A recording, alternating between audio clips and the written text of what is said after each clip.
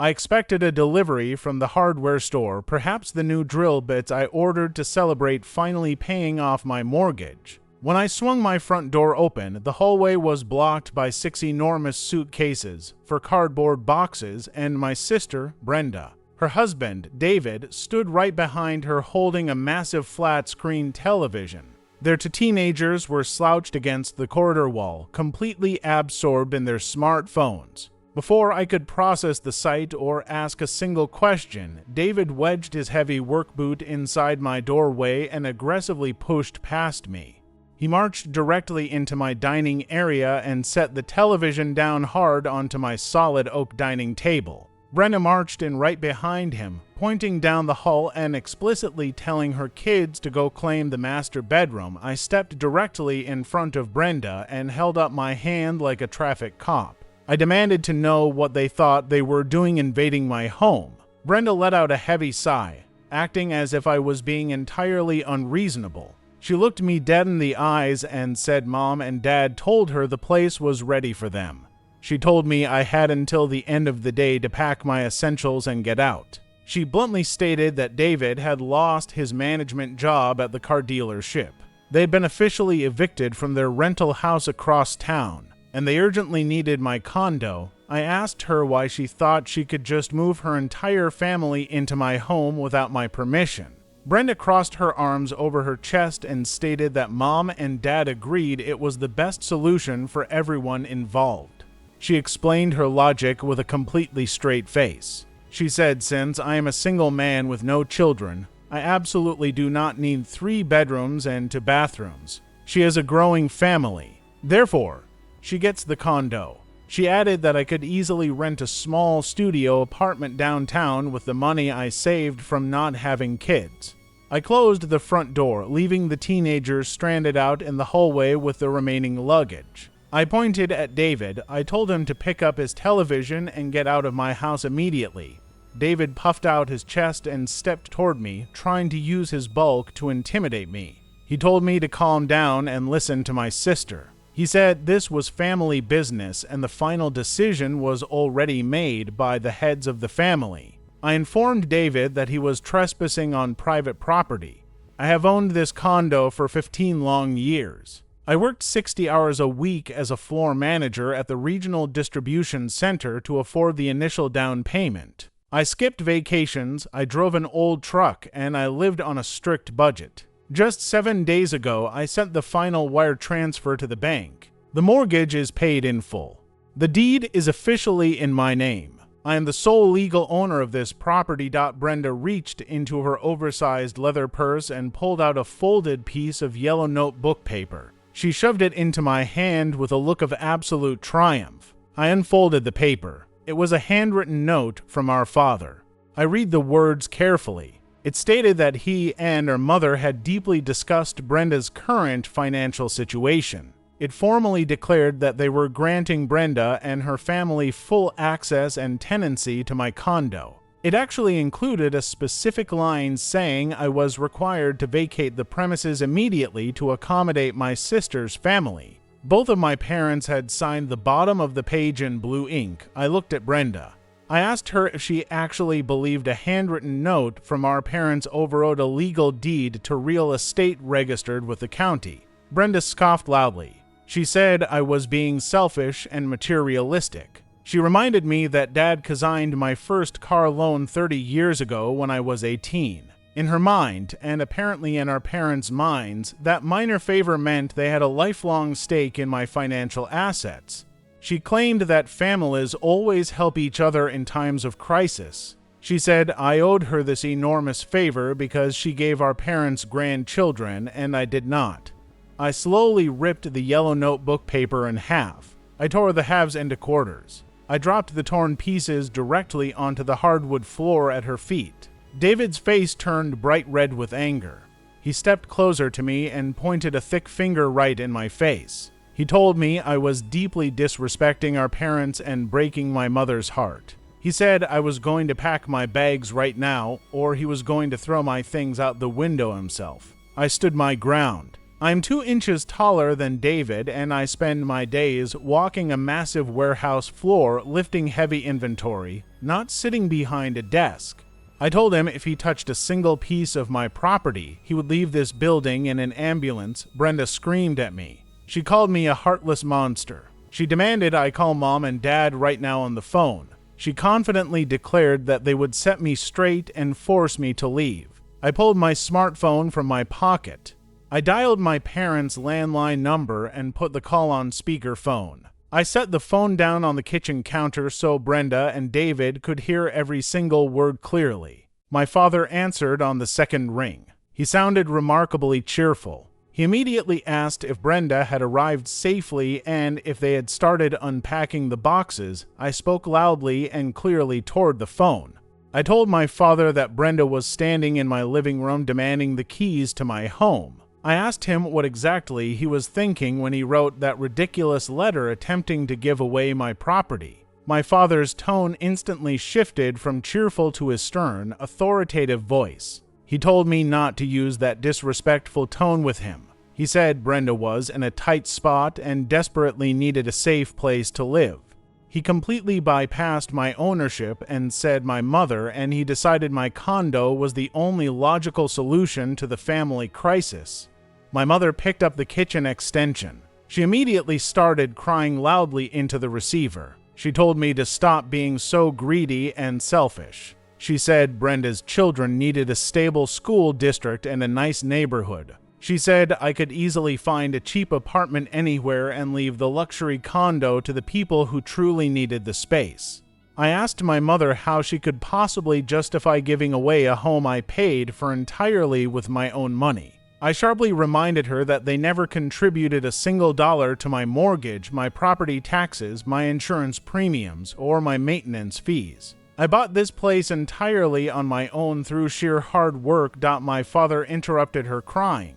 He loudly declared that I was being deeply ungrateful for everything they had done for me. He said they raised me, fed me, and put a roof over my head for 18 years. He claimed that because they gave me life, they possessed the ultimate authority over how our entire family resources were distributed. He explicitly called my paid-off condo a family asset meant to be shared. I firmly told my father that my condo is my personal asset. It fully belongs to me. It absolutely does not belong to the family collective. My mother yelled through the phone, her voice cracking with anger rather than sadness. She said I was destroying the entire family over bricks and mortar. She laid out a clear threat. She said if I did not let Brenda move in today, they would permanently disown me. They would never speak to me again. They would call the entire extended family and tell them all that I threw my own sister and her young children out onto the street. I did not hesitate for a fraction of a second. I looked down at the phone and delivered my final answer. I told them I happily accept their terms. I told them to never call my number again. I clearly stated that they are no longer my parents and Brenda is no longer my sister. I reached out and ended the call. The room went completely dead silent. Brenda stared at me with wide, shocked eyes. She had always heavily relied on my parents to bully me into submission during every childhood argument. When we were younger, I always caved to keep the peace and stop the yelling. She fully expected me to back down immediately when Mom started crying and Dad started threatening my standing in the family. She suddenly realized I was not going to cave. I was not that young boy anymore. Brenda rapidly changed her tactics. She dropped the confident entitlement and started sobbing dramatically. She fell to her knees right there in my living room and grabbed the bottom of my pant leg. She begged me to let them stay for just a few months until they got back on their feet. She passionately promised David would find a new job soon and they would move out quickly. She pleaded that her kids were tired, hungry, and terrified of being homeless. I forcefully pulled my leg away from her tight grasp. I told her I did not believe a single word she was saying. If I let them stay for even one night, they would legally establish residency in my home. I would then have to hire a lawyer and take them to court to formally evict them. It would take months, maybe years, and they would undoubtedly destroy my home in the process out of spite. I told her the answer was absolutely no. David lost his temper completely. He grabbed the heavy television from the dining table and slammed it back down even harder, audibly cracking the solid wood surface. He loudly cursed at me. He said he was not going to let some selfish bachelor dictate his family's entire future. He rushed at me across the room, aggressively grabbing the collar of my shirt with both hands. He tried to push me backward against the drywall. I firmly planted my feet on the floor. I grabbed both of his thick wrists and twisted them violently outward. David let go of my shirt with a loud yelp of genuine pain. Before he could recover his balance, I shoved him incredibly hard right in the center of his chest. He stumbled backward rapidly and crashed hard into the hallway wall, knocking a picture frame to the floor. I pointed a stiff finger toward the open front door. I told him he had exactly 30 seconds to get his television and his crying wife out of my apartment before I forcibly threw them both down the concrete stairwell. David rubbed his sore wrists, wincing in pain. He looked at my face, then looked quickly at the open door. His false bravado entirely evaporated in an instant. He realized I was perfectly willing to engage in a brutal physical fight to defend my home and my property. He picked up his television without saying another word. He walked out the front door and stood silently in the hallway with his confused kids. Brenda was still sitting on my hardwood floor. She looked up at me with a face full of absolute hatred. She told me I was going to rot in hell for doing this to my own blood. She viciously said I was a horrible uncle and a completely despicable son. I ignored her insults. I reached down and grabbed her heavy duffel bag by the canvas straps. I swung it through the air and tossed it out the front door. It landed squarely on David's foot in the hallway. He shouted loudly in sudden pain.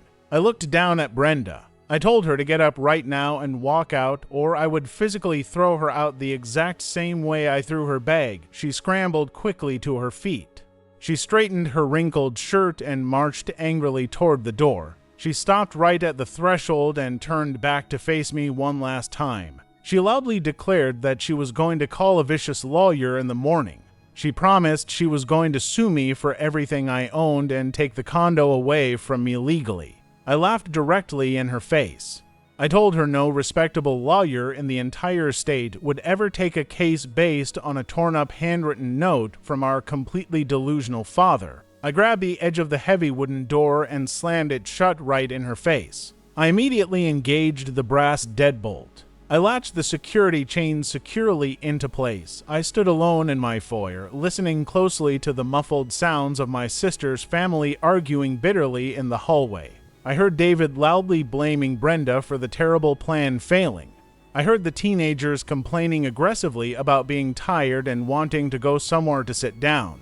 Eventually, I heard the heavy plastic wheels of their massive suitcases rolling slowly down the carpeted hallway toward the building elevator. I did not sit down to relax. I walked straight into my kitchen, opened the junk drawer, and pulled out a metal tape measure. I carefully measured the existing locks on the front door. I immediately called a highly rated local locksmith. I gladly paid the expensive emergency weekend fee to have him come out to my building immediately, while I waited patiently for the locksmith to arrive. My smartphone started ringing endlessly on the kitchen counter. Text messages flooded in rapidly. I received angry messages from my father, my mother, and several aunts and uncles I had not spoken to in nearly 10 years. Brenda had already started her vicious smear campaign online. She posted a long, highly dramatic message on social media explicitly claiming I had stolen her rightful inheritance and intentionally left her young children homeless on the dangerous streets. I did not read the majority of the messages. I did not reply to a single one. I methodically went through my contacts and blocked every single family member's phone number. I then went onto my social media accounts and blocked them all there as well. I completely scrubbed my daily life clean of their toxic entitlement in less than 10 minutes. The locksmith arrived exactly an hour later. I had him completely remove the standard locks and install heavy-duty industrial-grade deadbolts and a reinforced metal strike plate on the solid door frame. I paid him in cash. When he finally left, I locked the new, heavy deadbolt. The loud, satisfying click echoed deeply through the quiet, empty condo. I walked slowly over to the dining table. I traced my fingers gently over the fresh crack David had made in the solid wood. It was a relatively minor piece of cosmetic damage, but it served as a perfect, permanent reminder. It reminded me exactly of who my family truly was and exactly what they thought of me. I went to the kitchen and poured myself a tall glass of cold water. I stood silently by the large living room window overlooking the busy street below. I watched the city traffic move continuously. I realized with absolute clarity that I felt no guilt whatsoever. I felt absolutely no remorse for my actions. I only felt an overwhelming sense of profound relief. For 50 long years, I had foolishly allowed my demanding parents to dictate my personal worth. I had allowed them to constantly prioritize Brenda simply because she made more noise and demanded far more attention. They viewed my quiet responsibility and my steady hard work merely as a convenient resource for them to exploit whenever they needed a bailout. They completely mistook my independence for subservience. Today, that toxic cycle permanently ended. I had fiercely secured my home. I had completely secured my peace of mind. My sister fully expected me to blindly pack my bags and walk away from my life's hardest work. My parents fully expected me to blindly bow my head and obey their utterly ridiculous commands from afar. Instead, they all got a very harsh, unforgettable lesson in harsh reality. I own this condo. I own my life. I earned every single inch of this space through blood and sweat. And starting today, I am the only person in the entire world who holds the keys. No one will ever take advantage of my hard work again.